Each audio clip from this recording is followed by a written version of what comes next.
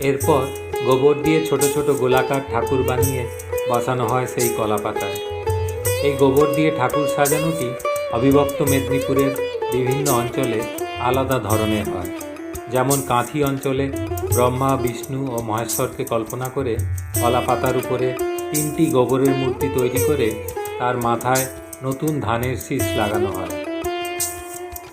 আবার সুবর্ণরেখা তীরবর্তী অঞ্চলে পিঁড়া বা পিঁড়ি রাখা হয়, তার উপর বিছানো হয় হলুদ গাছের পাতা।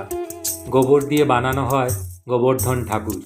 ছোট ছোট গোল আকার দেওয়া হয়, সংখ্যায় 5, 7, 9 বা তারও বেশি করা হয়।